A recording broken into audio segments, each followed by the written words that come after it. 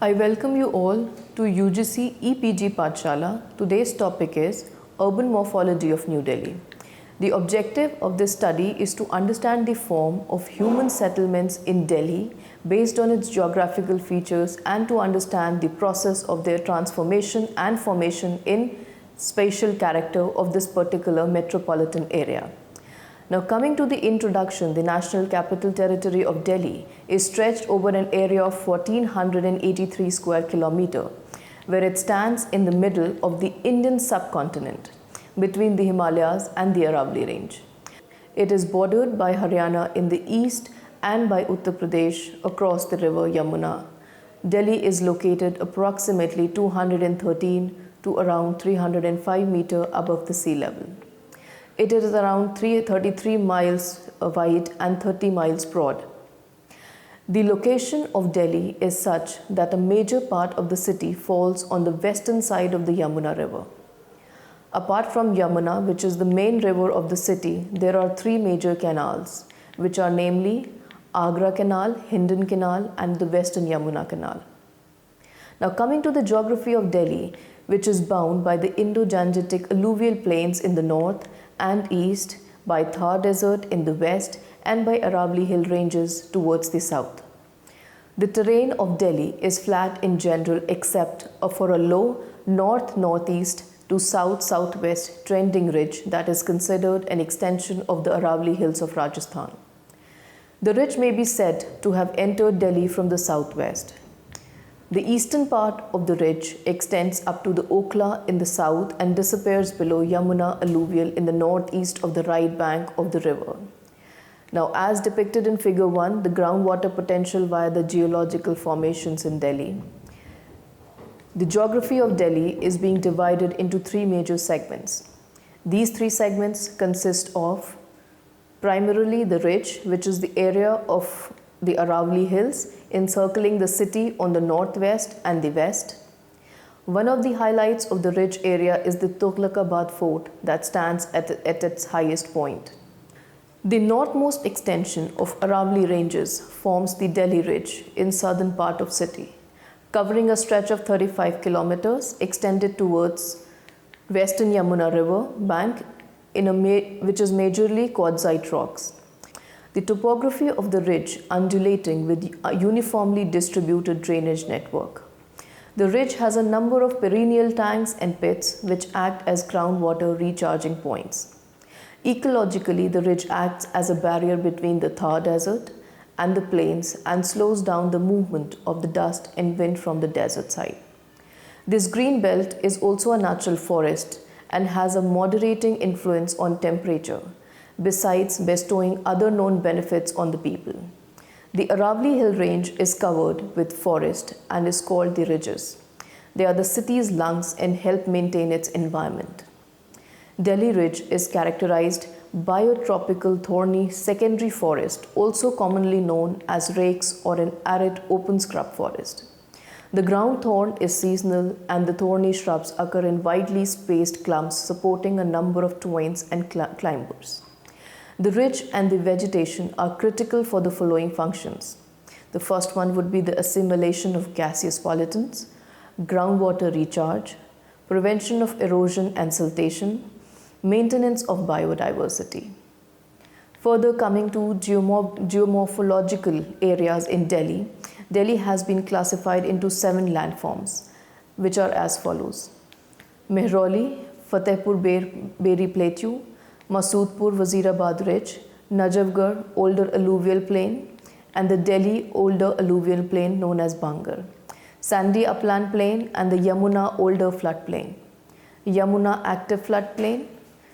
Each of these units has different geological characteristics which have attained through long span of geological time.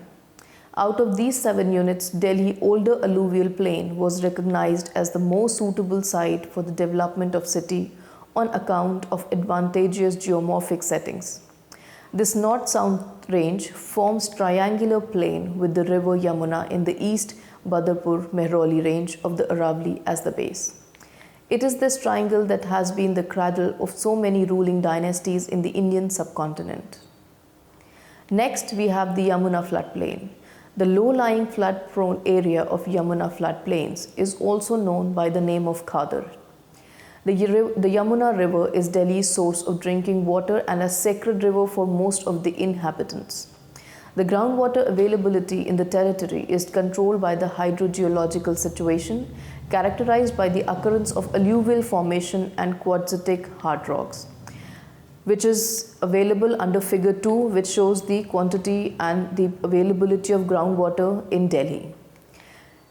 90% of the land in Delhi, fresh water is available up to 60-meter depth, and the quality of water is also right, that is in drinkable conditions. The groundwater in maximum part of the South District is fresh. Only some 10% of the area comprises the ridge, and some has saline and brackish waters. Now coming to the plains or Bangar consist of all the area of Delhi apart from the Yamuna floodplain and the ridge. Majority of the city area consisting of Delhi, New Delhi and the Delhi cantonment falls in the fertile land of the plains. The alluvial formations overlying the quartzitic bedrock have different nature on either side of the ridge. The Yamuna floodplain contains a distinct river deposit. The nearly closed Chhatarpur alluvial basin, covering an area of about 48 km square, is occupied by alluvium derived from the adjacent quartzite ridge. And the alluvial plain on the eastern and western sides of the ridge, Yamuna floodplain deposits, isolated and nearly closed Chhatarpur alluvial basin, north-northeast and south-southwest trending quartzitic ridge. Now, since Delhi lies in the Indo-Gangetic geosynclic, converted into flat plain by rigorous sedimentation, the floor of the Gangetic through without all the sediments shows corrugated inequalities and buried ridges, which are also known as the shelf faults. And therefore, there is a severe seismic threat of liquefaction along the river Yamuna, areas covering northeast, east and some parts of northwest district. While a moderate to high threat across the belt running from central district, west district and southwest district also exists. The Narayana Patel road section and the Yamuna river section, extending till Noida and Faridabad, are more vulnerable to damage even by a moderate earthquake because they are on alluvial soil up to 200 meter deep. These regions face a very grave problem of soil liquefaction during an earthquake. Moreover, earthquakes are amplified by alluvial soils. The ridge is comparatively safe as it has a rocky base. Now the details can be found in figure 3 with the title of Geological Units in Delhi. Now coming to the urban landscape of Delhi, Delhi has a distinct geomorphological setting with natural features of varied characteristics, where Delhi Ridge and the river Yamuna are the most significant landscape features which connect Delhi to the surrounding regional landscape. The cities of Delhi in chronological order moved from south to north. This was because the cooler breezes blew from the mountains and each king, as he started his city, wished to avoid the buildings of his predecessors, which might obstruct the breezes. So we find that the successive extensions of the Qutub site were northwards, the Firoz Shah's and Humayun's cities were north of this, and Shah Jahanabad was beyond them. In the east of the river were vast farmlands. The proximity of the citadel to the river ensured the uninterrupted flow of Purvai, which is also referred as the eastern winds. Agra was not maintained as the imperial capital, first because it was shut out of the direct line of communication with the ever-important Punjab by the curve of the Rajputana desert, and secondly because it is distinctly hotter and less healthier than Delhi. The historic Delhi evolved through centuries, presenting a mosaic of a distinct capital and villages with a topographical or a geographical context. The character of planning was primarily of introvert nature to compete with the hostile climate and the political insecurity. The capital has elaborated water harvesting systems, tanks, walled landscaped areas, orchards, water gardens, agricultural surroundings, etc., which defined its historic fabric. The siting of the development was based on the ecological parameters, and thus the interventions made were optimum and sustainable. Now coming to the conservation of major natural features in Delhi, most of the utmost importance is to sustain the natural ecosystem. The two major natural features are the ridge and the Yamuna river. The ridge is defined as a rocky outcrop of Aravalli Ranges stretching from the university area in north of the Union Territory boundary towards the south and beyond. Down towards southeast of Tughlaqabad, the terrain gradually opens into a fertile plain. The range of Aravalli south of Tughlaqabad continues up to Mehpalpur, out in the north. It is intersected by the railway and highways entering Delhi from northwest, west, and southwest. This break occurs between Sadar Bazaar and Sabzi Mandi areas where the railway lines are laid at a much lower level than the lands adjoining them on both sides. The triangle formed by the river and the two ranges of the Aravalli contain the present and the past cities of Delhi. Shahjahanabad and New Delhi lie in this triangle. The triangular portion thus formed constitutes a natural forest and a regional park. Now this triangle can be easily identified from figure 5. Delhi's regional landscape shows an interrelationship between natural ecology and cultural ecology. From the legendary city of Indraprastha to the 20th century Lutyens Delhi, several cities of Delhi came up which were all located within this natural triangle. Starting with Indraprastha, which was at the time of Mahabharata around 5000 BC, Hastinapur, a city of elephants, name given by King Hasti, then coming to Lal Kot, which was founded by Tomar dynasty in 736 AD near Qutub Minar. Next was Kila Rai Pithoda, made by King Chauhan of Ajmer, conquered Lal Kot in 1180 and renamed it. Delhi or Dilli Sultanate became the capital of Delhi Sultanate by Qutbuddin Aibak in 1206. Later on, it was named as Shahjahanabad by the Mughal Emperor Shah Jahan in 1639. And lastly, we have Lutyens Delhi, which is specifically New Delhi, named after the leading British architect Edwin Lutyens during 1869 to 1944. He was responsible for much of the architectural design and buildings during British era. Historical profile of geographical development in Delhi is depicted with figure 6, which shows the location of the various cities in Delhi. Now starting with the first urban settlement in Delhi from the old city of Kila Rai Pithoda, it was supported by Surajkund water overflows, which was followed by the development of water systems with the beginning of Sultanate period during 1206 to 1526. This period utilized groundwater source via systems based on rainwater harvesting, including step wells and dug wells. This was also suitable in order to reduce surface water evaporation. Examples of groundwater retaining structures created during this period are Gandak Ki Bawli, Razia Sultan's Bawli, and Hazrat Nizamuddin Bawli. During this period, the water utilization and consumption pattern of the city changed, and the lifestyle and the landscape with surface water getting used extensively.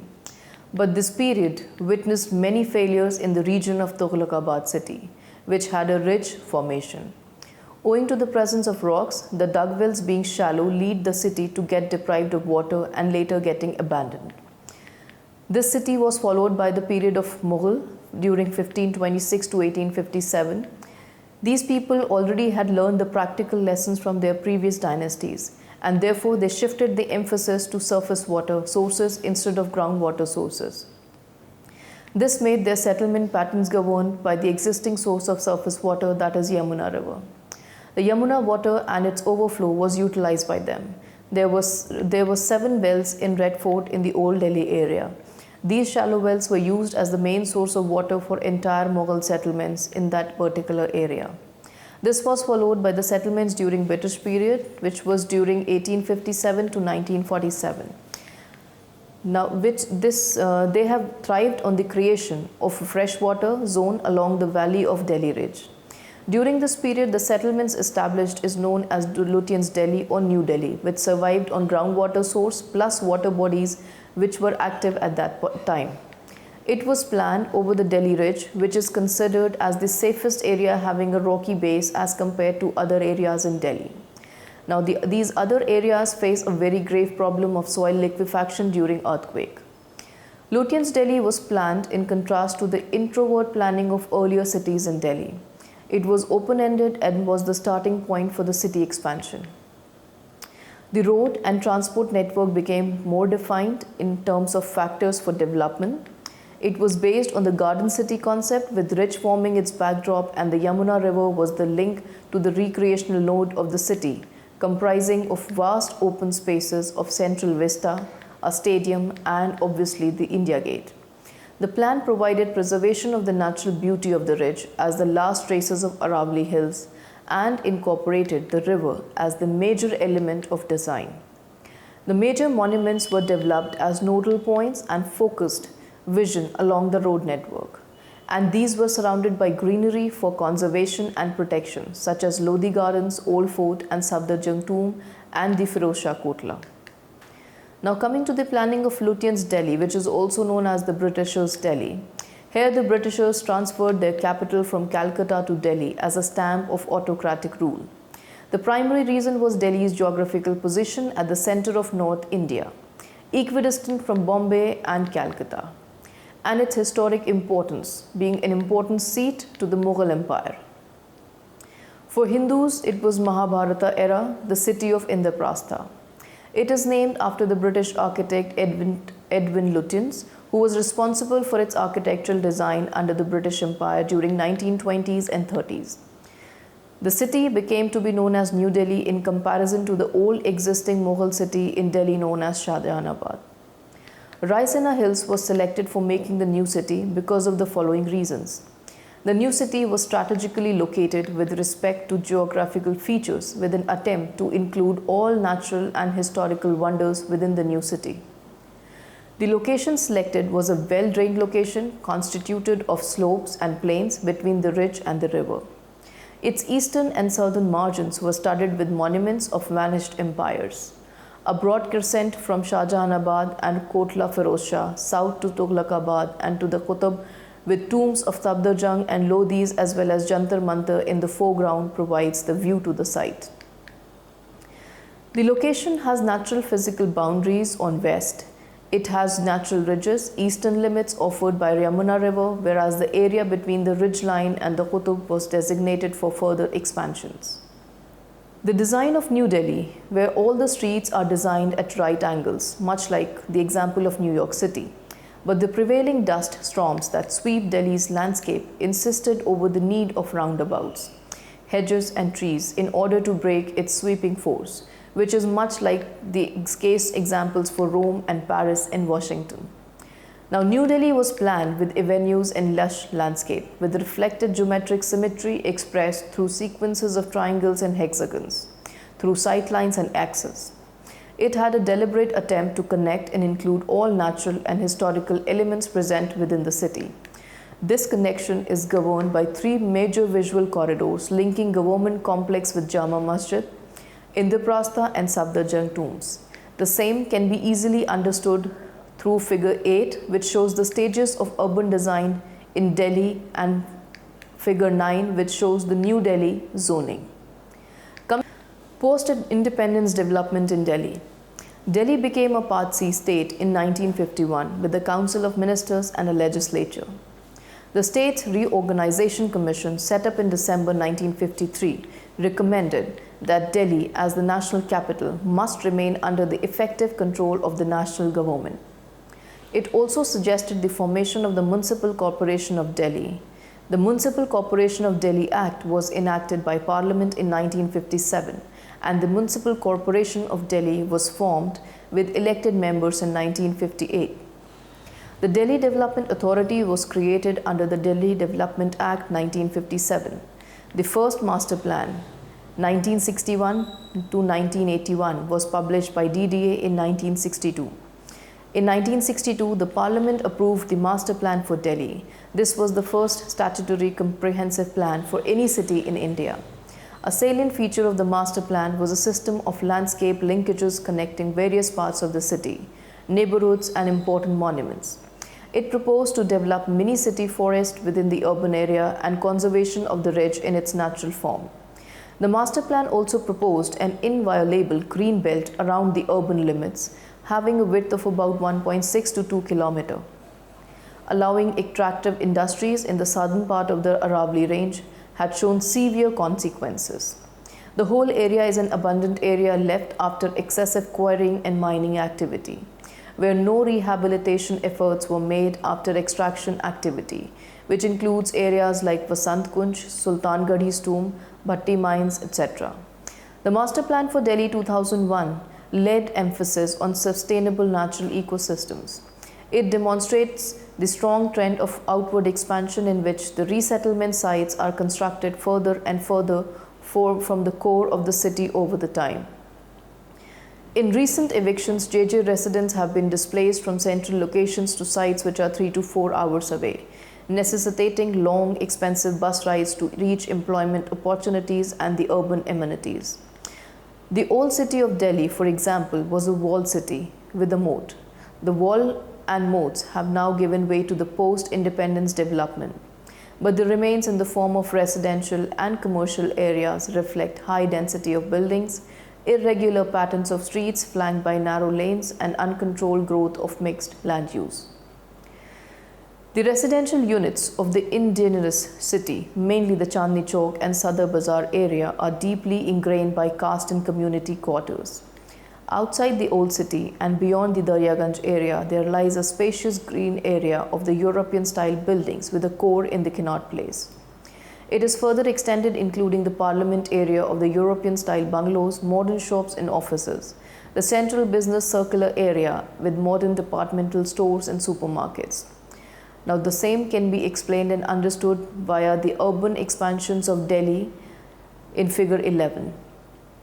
Now, coming to the urban extensions in Delhi, New Delhi today is an amalgamation of historic, modern, traditional and contemporary cityscapes, including organic settlements of Shahjahanabad, bungalow zone of Lutyens Delhi and the post-independence growth with respect to Delhi's master plan. However, the urban morphology of Delhi has an irregular grid pattern around the central CBD and grid patterns around that, whereas the functional zonation has a recreational area, political area and a residential area right near the CBD.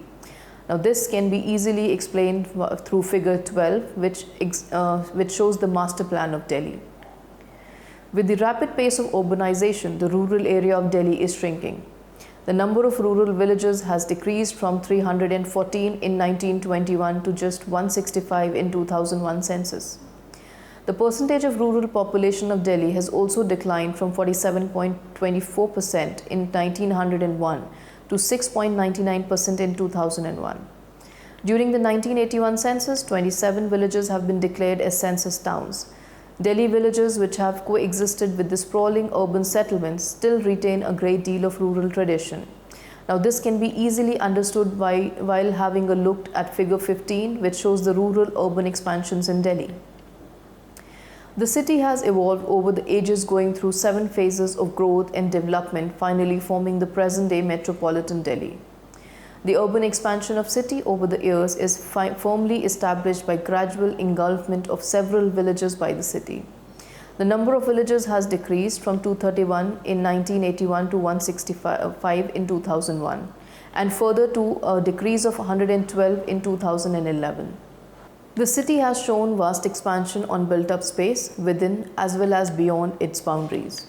The expansion within Delhi has been well represented by development of million-plus sub-cities like Rohini and Dwarka, as per the Delhi Master Plan of 2021. Other million-plus cities adjoining states such as Faridabad, Gurgaon, Ghaziabad and Noida symbolize the later category. Figure 14 can be used to explain the settlements in Delhi. Now, coming to the urbanization impact on Delhi, as per the master plans.